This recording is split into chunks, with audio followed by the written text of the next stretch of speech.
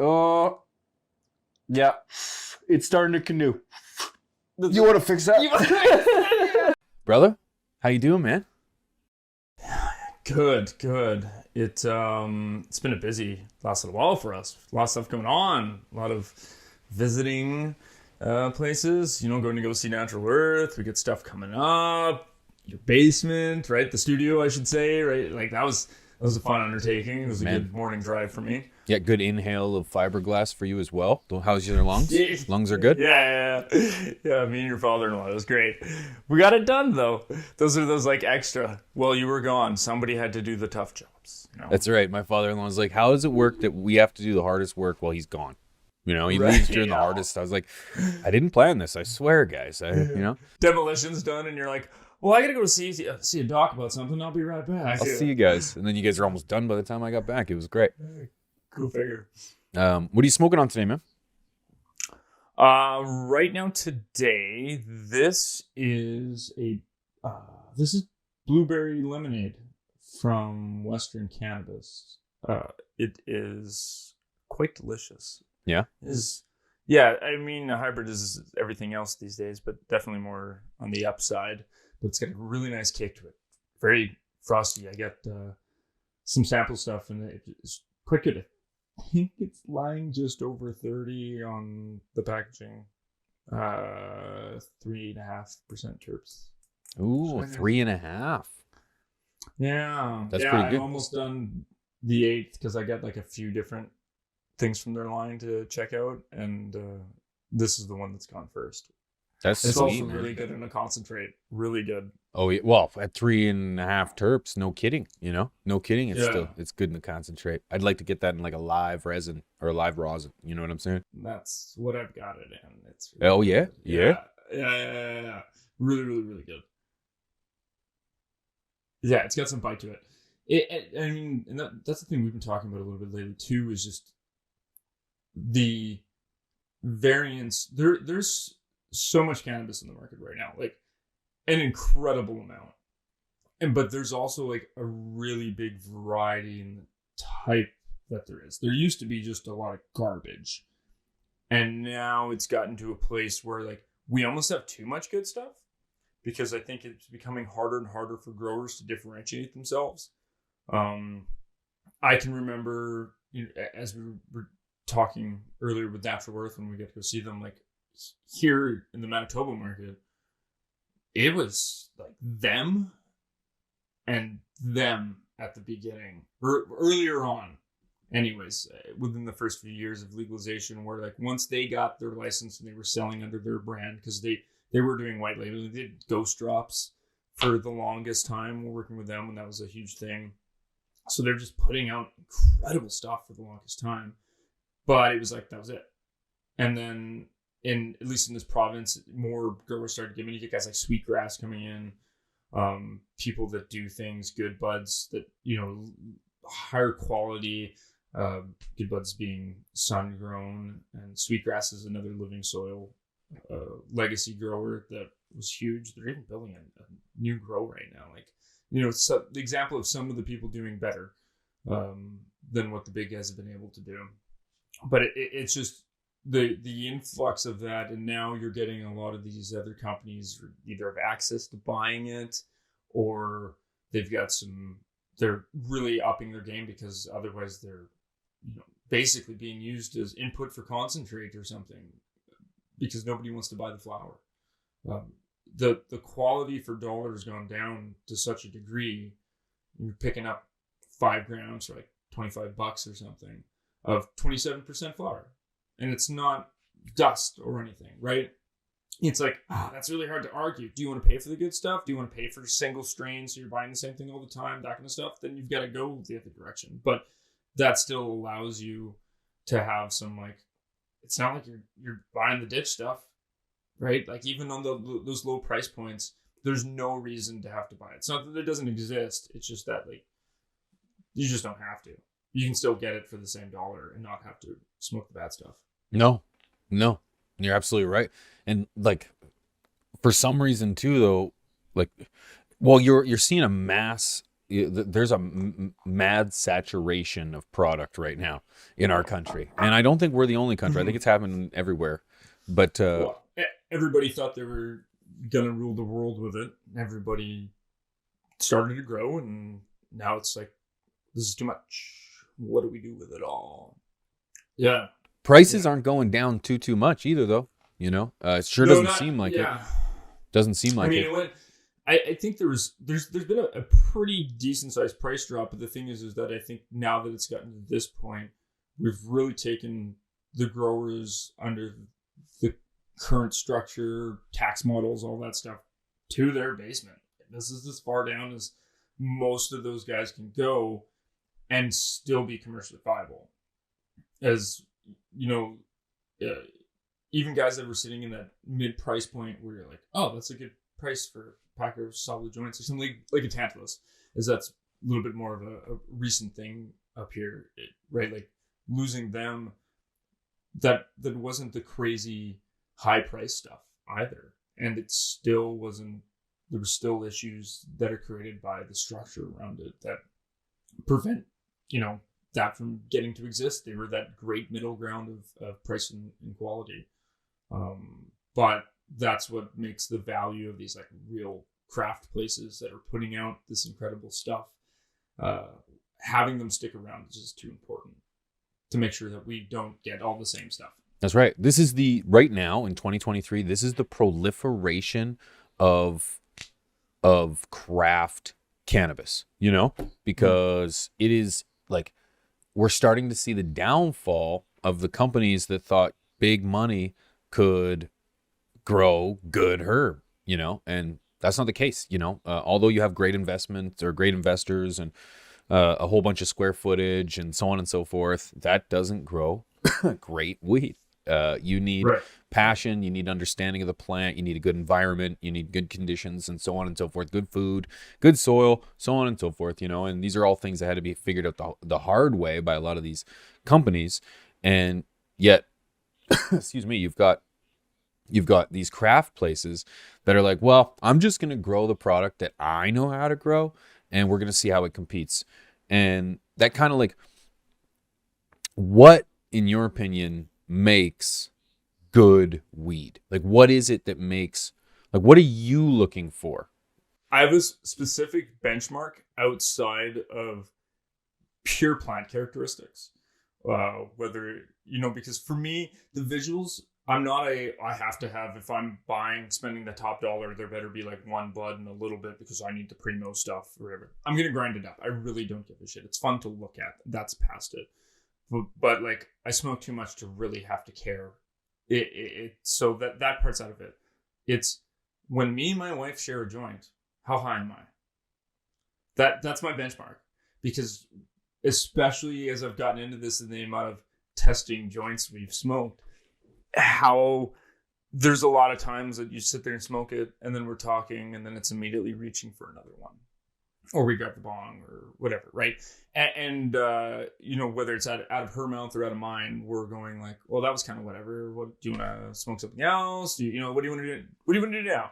And so it's just weird when, not that it's weird, but it's so obvious and such a different visceral experience when we get to do that. And then I get to go, I am stonked out of my tree right now.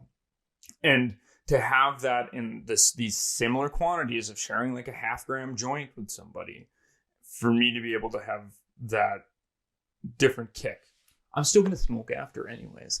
Like, I mean, that wasn't going to not happen. It's just whether or not that entourage effect of everything that's going on with that experience is that kind of benchmark of where I'm like, oh, this is it. Like, the inhale's good. It feels like there was a good cure and it smokes really well. Just being smooth. Some stuff like that can be definitely indicative of the cultivar, so that I try not to put too much weight on that. But it's part of the experience, how nice of a pull I can take with it. And then just that, where the effect side of things. I mean, show me the money. What are you doing to give me that. There's a lot of those. If I'm looking for something in particular, forget a specific effect, that's one thing, but it's just like, are you giving me the production value where it's just take my money, let's do that again? I think it's more along the lines of like where I generally aim. That's fair. And, I generally agree with most of that because, I'm, I when I listen to my business partner, Rob, when he talks, he's very particular in the taste. It has to taste great. And it has to be that funky, fuely, kind of nasty. Doesn't do the fruity, doesn't like the sweet. And but I think that's also bringing in too much of your own opinion into it. Like right. And I would like, say, right? What do you think makes good bud? So, and that would be preference, right? That's you guys and your grower guy. Grower guys. Yeah. Naturally, I've got. I was gonna say, for me, I totally agree with you, man. I'm not looking for something that tastes pretty or smells like. Don't get me wrong, that's the icing on the cake. But I'm looking for a kick in the face. I want something that's gonna make me start drooling. Consider my life options. This is really the stuff that I'm looking for. Getting a brow sweat on. And I'll do that first thing in the morning. So it's like that, and if it's gonna be sweet, sure. If it's gonna be gassy, bring it on. If it really doesn't matter, just give me what I need. All right. Pasties, that's what water's for. It's not that, like those things aren't the end of the world where I'm like, no, that stuff gives me the pasties all the time. I can't. I'm like, yeah, but it kicks my teeth in, so who cares? That's it. I can be a little perched for a few minutes. It's not the end of the world. No, don't mind at all. Solve that. I have preferences in taste. Like I generally don't like that orange citrusy taste.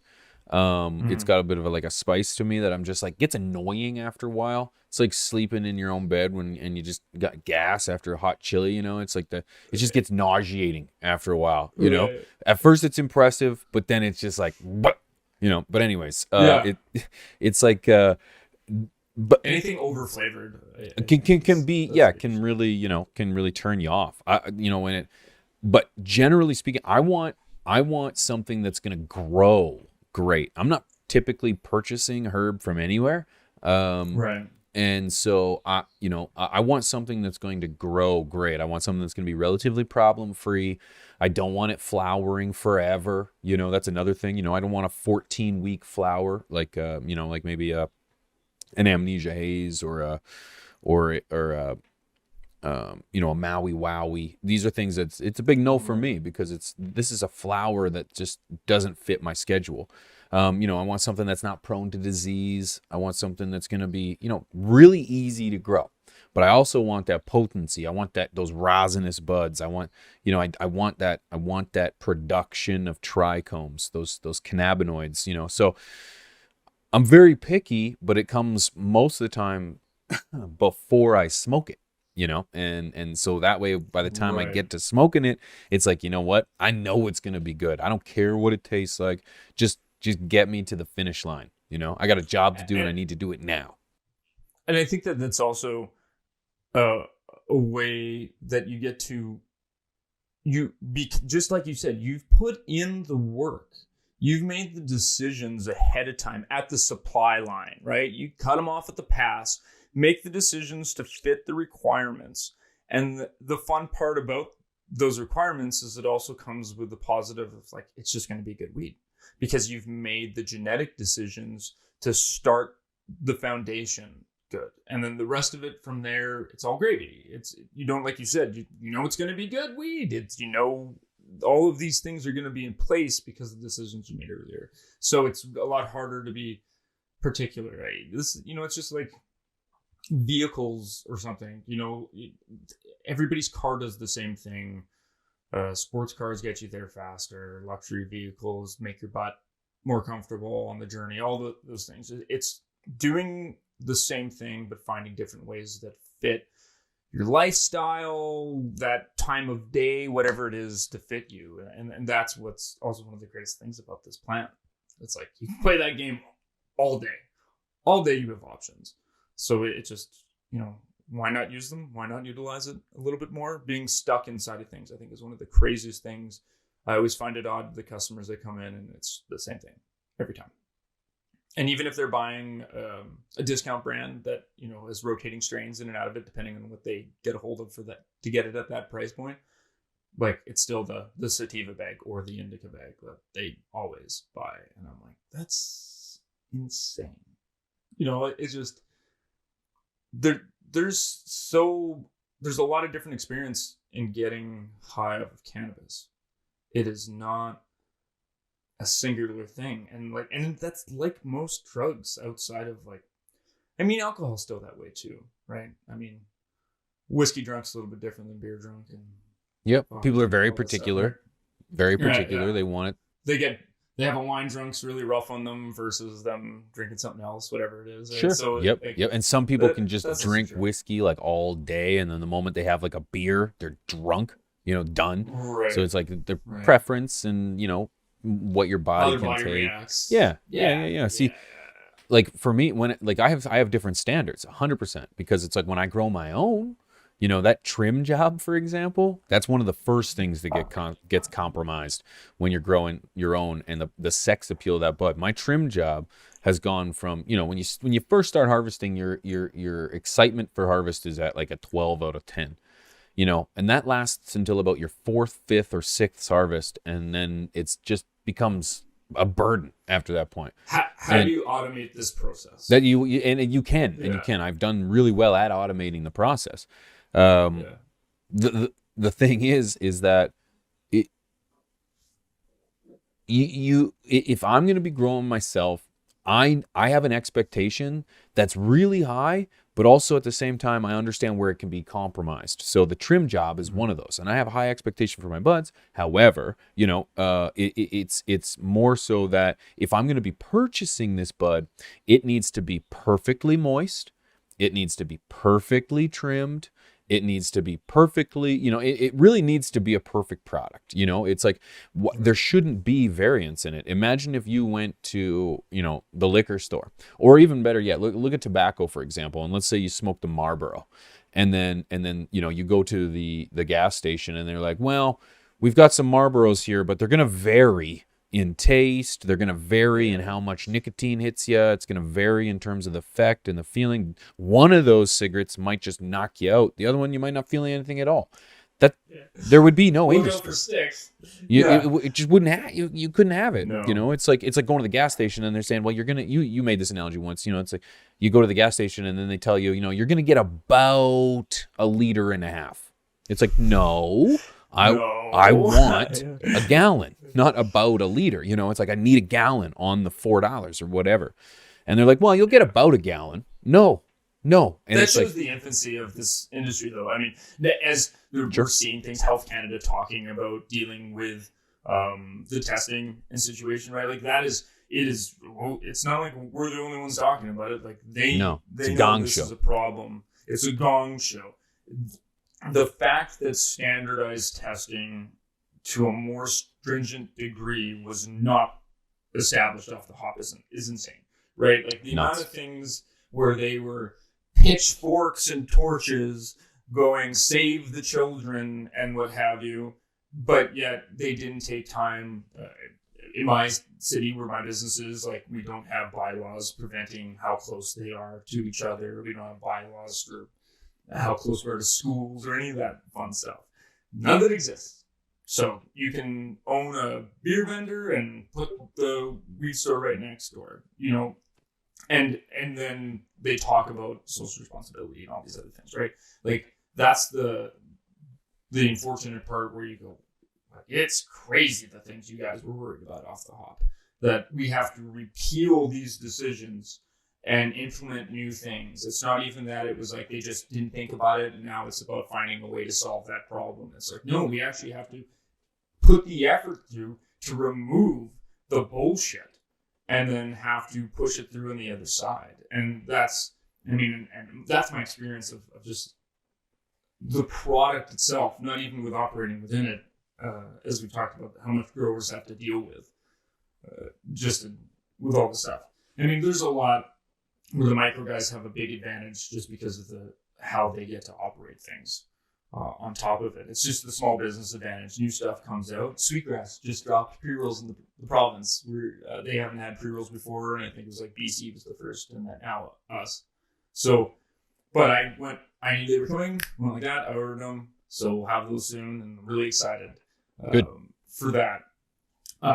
But that's not a decision the big guys get to make all the time, and it's the same thing with growing, right? They have to go through their purchasers and their buying cycles, all that fun stuff. So if you don't have some control there, how do you adapt to the market quickly? And you can't. And these little guys can. They can make decisions like, hey, sitting on the same strain all the time is dwindling our market share. We have to find new things that are giving us what we want, right? And or what the consumer is looking for, and finding some new things. So you got to keep it fresh. You got to keep it new. Back in the day, when your buddy would hit you up and be like, "Yo, man, I got some good," and next week you'd be like, "Bro, I got something different," or it's like nothing was worse than hearing, "I got the same shit from last time." Yeah. You know what I mean? Because it doesn't matter how good it is. It really. I think it was you and me talking about this yesterday. It was the retail experience is a lot about having a guy. Because the new customers don't know that. And so it's a little bit different for them. But that's one of the great things about this, about anything that that's not that this is a hobby, but anything that an industry that anybody has passion about, where there's passion sectors. It could be board games. Like there's this Amusing Games place in Winnipeg, and it started as a small place. Now they got this big, beautiful location. You can go in there in the night and they have 50, 60 people in there all playing all different sorts of games all over the place and everything. It's crazy to see that, and you go off of board games and magic cards and whatever, right? And you would never think about it as an individual thing because you have one nerd friend that plays them or something, right? It's the fact that as we play Catan every time we see each other, it's just the fact that it allows for a business to grow. It allows for opportunities where it's these more secular individual things get to have some limelight. If you're passionate about something and you stay fresh, innovative, provide a service, something that it can be consumed by the people, it's gonna work. You would think naturally. And whether it's Good Herb or whether it's a board game place, it's people are looking for these things. Give them somewhere to go, and they're going to come. They're gonna go. And if you treat them like they might come back, they might. And so the same forward, right? You want to. You don't want to lead. You go to a concert and they don't lead with their worst song. You lead with a hit, and then you trinkle one of the new songs that's your passion from the new album 3-4 songs in, and then you go right back to Living on a Prayer. Or whatever. It's just it doesn't. Or you introduce a new band. A new band comes out. Yeah. They open up for you or something. There's always new. There's always new, something fresh, something clean, and anywhere that I don't necessarily disagree with if you can provide a good product. If there's companies out there that actually do run off one cultivar, props to them. Maybe they're trying to figure it out. But I think that can exist. It's just that you have to. If you do that, you have to be really good. It's just like a sports thing. If you're a specialist in something and if you're an offensive defenseman, that positive has to wash out where you lack, right? If you want to be Erik Karlsson, if you want to be Morgan Riley, and you're not a classic stay-at-home defenseman, but it's because you put numbers up. So it's what makes it so that you can go, it's their fault on that play because they didn't get back in something. But it's because the other times they're helping to produce offense. So you don't care as much.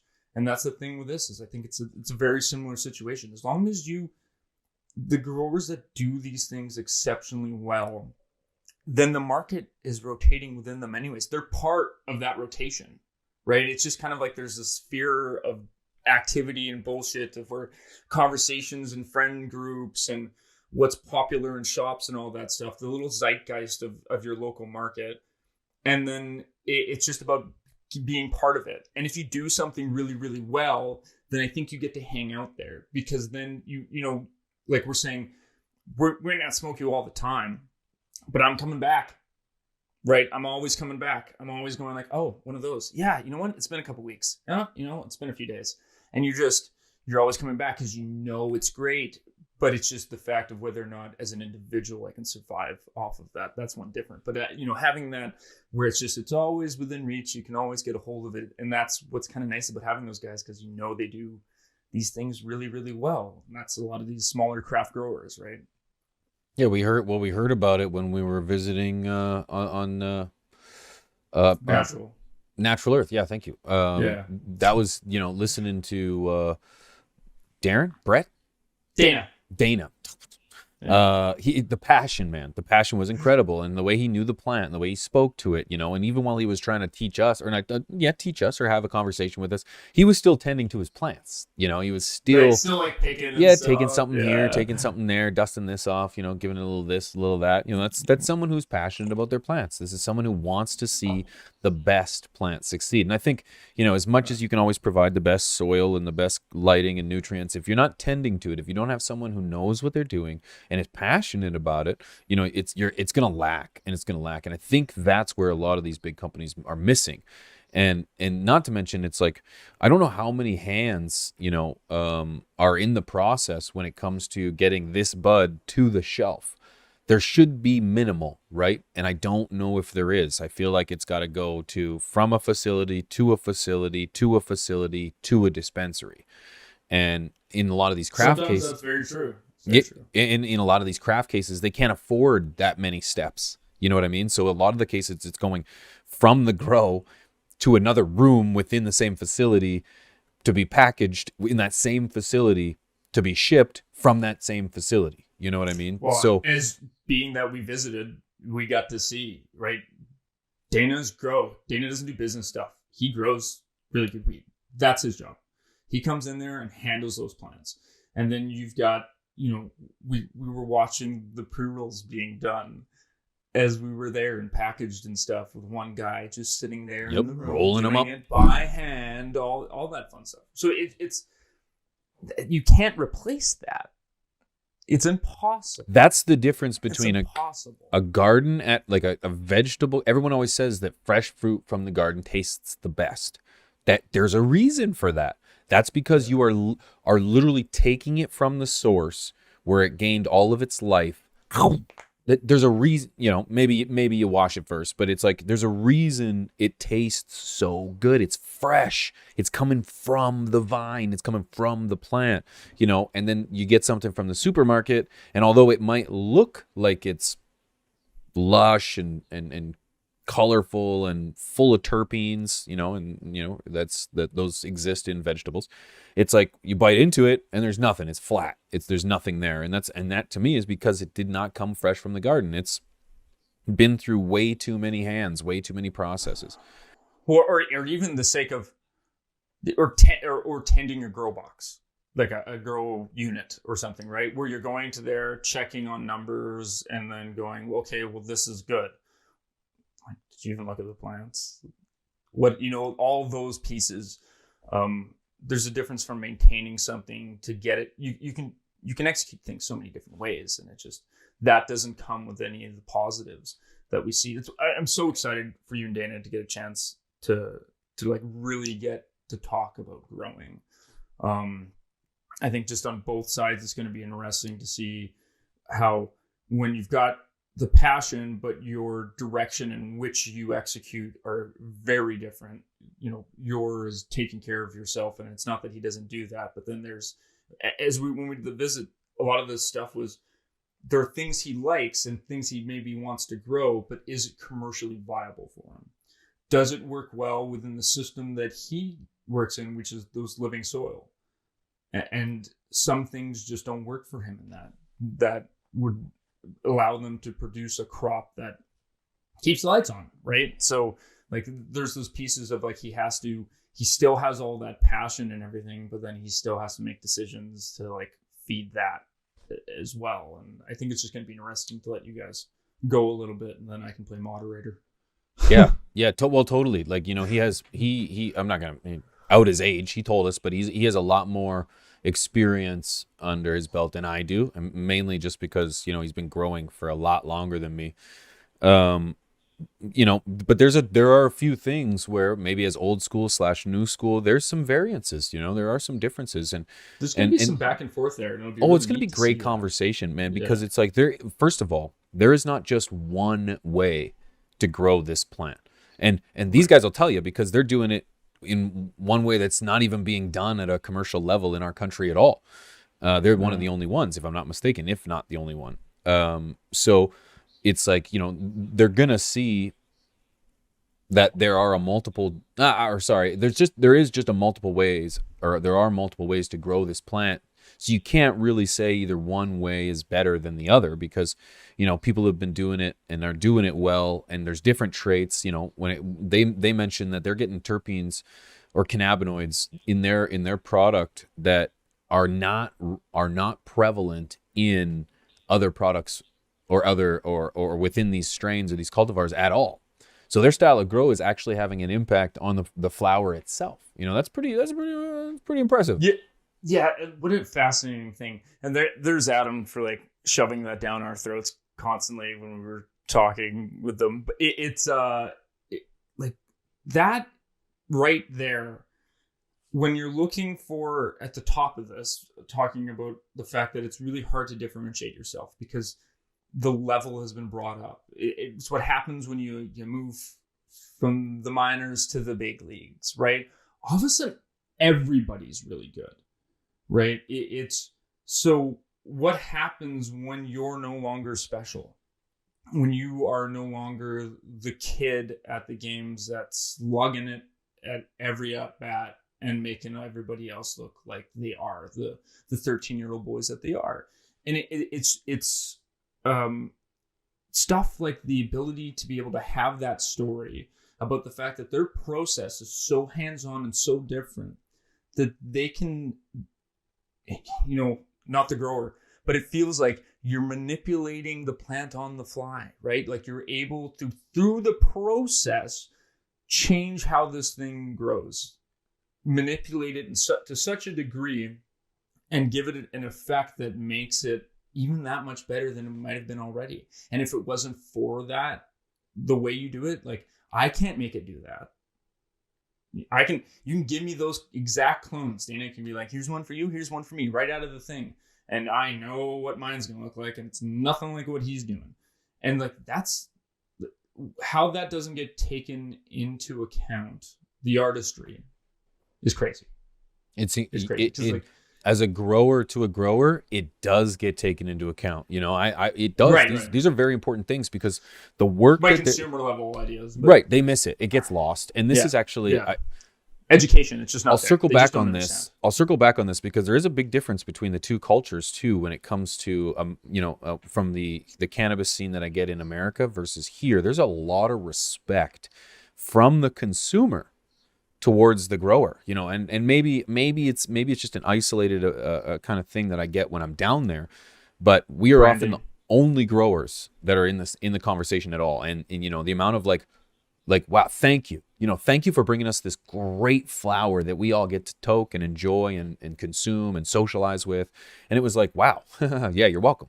But it's like to circle back there, it's like there's a reason that their product will stand out, because you can't do that amount of work without putting in the time, effort, and energy, because that is not the easiest way to grow product. It is not. The easiest way is to hook up a whole bunch of tubes with a whole bunch of hydroponics with pumps and tubes and water and roots, and that's the easiest, most effective way, because you don't have to do anything. Control. It automatically waters all itself. It's all done. It's all automatically controlled. Yeah. Whereas like the way that they're doing it at Natural Earth, he has to hand water all 1,800 of those plants. Now, maybe call them crazy or call them passionate. it can be a fine line actually. But it's a proof in the pudding situation. Anyway. The proof is in the pudding. I smoked it and I enjoyed it and I loved it and I would do it again. So it's like, yeah. And I'll stand by that. You have to twist my arm. Right. I'll stand by that. Yeah. And it has nothing to do with the fact that I saw the process. That just was the finishing touch where it was like, okay, now it is a product. It stands behind the way it tastes and it smokes. It wasn't just artificially thrown in my face. It wasn't remediated. Yeah, non-irradiated. Yeah. It didn't have to come into contact with any kind of radiation before it came to my plate, which to me is massive. To make sure it passes, right? Like which is the thing. That's the point of it. That's why most companies do it, is so that it hits the standards. That's right. Which is Canada absolutely ridiculous. I'm 100% against irradiated weed, and especially as a home grower. Steps weren't taken. Well, you're losing stuff too, right? It's hard to do at that mass scale as well. Like, I mean, I do get that, but I disagree. I think this is why weed costs so much, is because you've got massive companies trying to do things at mass and cutting corners. And in order for them to cut those corners, they have to pay more prices. And that irradiated is one of those cutting of the corners, because just if you should be able to put the right defenses in place before the product gets, or before you're flowering and before you have to harvest. So you don't need to get rid of bacteria, bugs, disease. You can do that all naturally. And I think you could do it at mass with more people. Go ahead. I have a question. Go ahead. I'm just thinking about with what you're talking about with the U.S. market and everything, right? And then we've had a lot of conversations around branding and like right here, if you're not familiar with cannabis packaging in Canada, the label is basically 95% warnings and product information, like even the amount of space that the THC and CBD contents breakdown, the milligram per gram breakdowns is quite a bit of the label. And then you have a little corner space that you can put your logo. That's it. That's basically it. You have some control of color, but they don't like you operating within, like you can't have pastels and stuff for the most part. Packaging itself is one of the only ways that a lot of guys have been able to get different coloring. Like there's some exceptions, but it's like, it at least has to be like, if you're going to have a mint green label, the bottle's also mint green or something, so that it's not totally out there.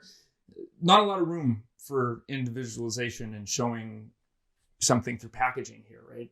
There's a lot of conversation of that changing, but past the brand itself, because we're talking about this like there's some special things here, and the special thing here is the grower.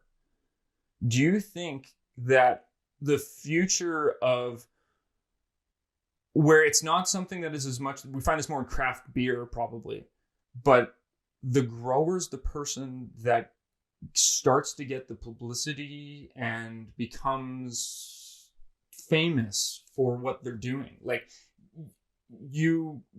Dana becomes a well-known figure because of the fact on like a regular commercial side, instead of really knowing Natural Earth, Dana, and that guy grows some incredible weed. And I just like, is that maybe the step or the direction that this market goes, so that we make craft growers famous for the quality of work that they do, just like we do with a lot of other individual things, whether it be sports, artists, and multiple different medias, right? Like we go towards them, not the company. You don't think about those things, and on the bigger scale, you generally go to the person that's holding the paintbrush. And do you think that once the marketing gets to open up here a little bit more and we get to do a little bit more exposing, like that might be one of the best ways to do it, because then you start to get some allegiance to somebody's abilities. I would love, value gets to increase, right? All that stuff, because then I would love to see that. I think it takes away the product part of it. And I think that's the problem with the general public right now, is they don't see it as, or they only see it as this product, and they're not getting to see what this product in the hands of an expert looks like. Gets to become. I would love to see that, particularly as a grower. Right. Nothing better than a pat on the back. But The reality is people don't give a shit where their weed comes from, man. And that's obvious in today's market. You know, it's percentage, THC, percentage. They don't care. They really, I'm just really thinking don't of care. like a Look pushback to that. Look at Budweiser or Bud Light, for example. You know, this is a company that has literally shot themselves in the foot multiple times. People are still buying their product. People are still drinking their beer. They don't care. They don't, you know, a lot of people do. A lot of people have stopped, but that doesn't matter. And look what they've done, or at least you could argue, look what they've done. And people just don't care. They're going to drink beer to get drunk. People are going to smoke weed to get high. You know what I mean? And I think on a commercial or on an industry, or better yet, on a community or cultural level, yeah, we can anoint these people, and we should not anoint. We should highlight these people. And we should celebrate their successes. When someone creates an incredible plant, when someone creates an incredible genetic, when someone's got that, you know, that thing that checks all the boxes for many people, you know, you can't get one that makes everyone happy, but you can get one that's pretty outstanding. You know, that person should be celebrated, and generally speaking are celebrated, you know, and I see that, you know, with the different growers cups and high, no, I don't want to say high times cups, because those aren't really, you got to pay to win those ones. You got to pay to win most of them, to be honest with you, but there are a lot of legitimate growers cups out there that are evaluating good smoke, good product, and are tipping their hat to a good grower. And yeah, more of that should happen, but I just don't think the average person really cares where their weed's coming from. And if you told most people that their product was being hit with radiation before it got to the product, I bet you A, they wouldn't even know, but B, really wouldn't care, because a lot of the response is, well, my vegetables are irradiated. I was like, how many of your vegetables do you smoke, friend? How many of those do you inhale into your lungs, friend? I think it's 0, friend. So I don't think we should lump this into the same as carrots and tomatoes and broccoli. This is not the same, you know. We're not smoking that broccoli. So I also think that it's just, even outside of the potential health hazards, I think it's just a really easy gateway for you to find out if they give a shit. If you're buying outside of just dollar amount, right? Then that's one thing. But when you're trying to decide what, I guess, the good stuff is, what an easy indicator to find out whether or not somebody is willing to put the care into the product. And then you go, well, if they're willing to do that, then the other steps that are being taken, just like we were talking about earlier with you with strain decisions and stuff, once you get to the product itself, well, you've already put in the steps every part of the way so that you can feel confident about what's going on. And like, that's like, oh, they're a non-irradiated product. Well, that means we know the level of care that's involved to be able to accomplish that, especially on a commercial scale. So now I can have way more confidence. That should be such a confidence booster. And in purchasing. It's gonna change. It will change. Time will change. I do believe. Like the more education that comes. I'd be curious if I was to question a bud tender and say, how many people come in here and say, I'm looking for Cypress Craft. I'm looking for Natural Earth. I'm looking for Grump. I'm looking for whatever. I think it's almost nil. I think it would be, you'd be very select. I guess I could ask you in terms of like how many people come in and ask for. I think it would be the normal, the regulars might come in and ask those kind of questions.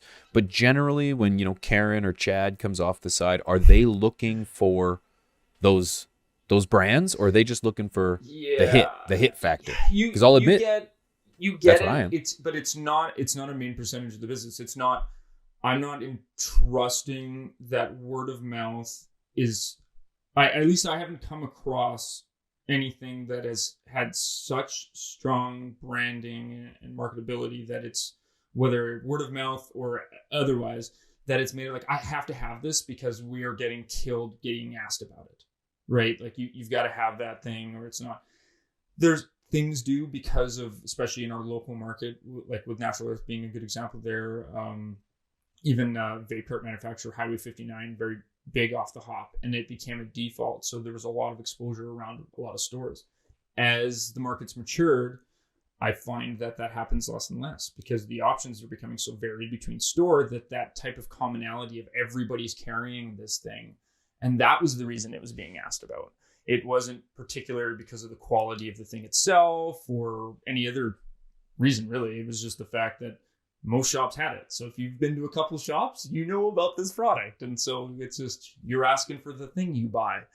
But that's, like I said, as the market's maturing, that's really eroded quite a bit. Like I feel that the person that's coming in and asking for that thing, they're coming in and asking for what this particular joint every time. And even if it's a good one, is because that's been something that's been educated and established with their bud tenders, right? Like with the shop, it's generally not something there, but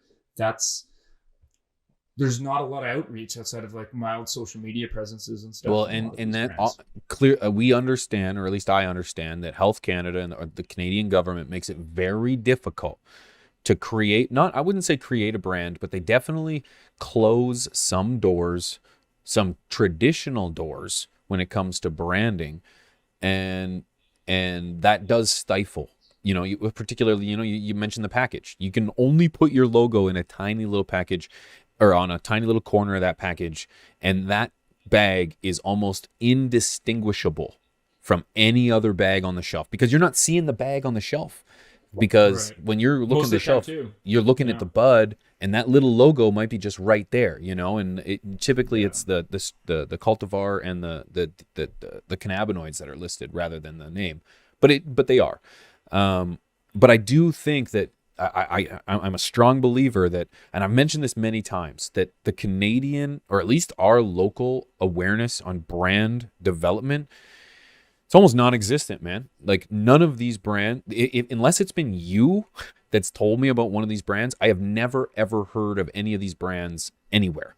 Because there's few examples where they're in, like you'll see Highway 59. Sours gummy. Highway 59, I think, would be the only exception because I think I heard of them based on good product that I got in Saskatchewan.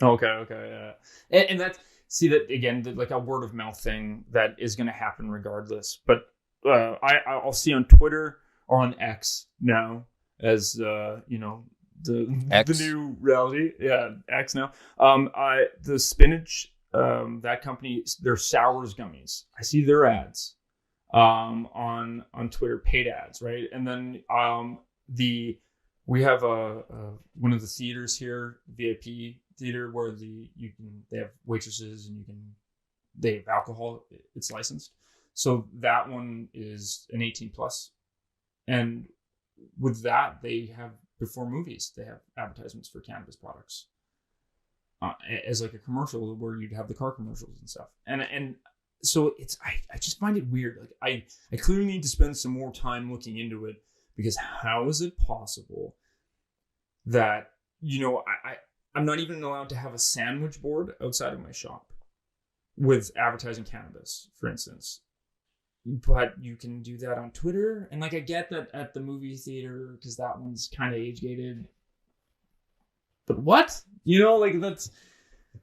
It's difficult. I get it. Like, yeah. And 100%. But it's like, we can't be stopped by that, And like a lot of the conversations I was having with some of these craft shop or owners, if you will, they get they put a lot of their bags in Instagram, and then they get deleted because you're constantly competing against other local dispensaries who are also putting all their eggs into an Instagram page, and they're just reporting each other. Like it's just a whole bunch of, I'll report you and I'm going to report you, and the next thing your Instagram shut down, their Instagram shut down, you're both starting at zero again. But correct me if I'm wrong, dispensaries can host events.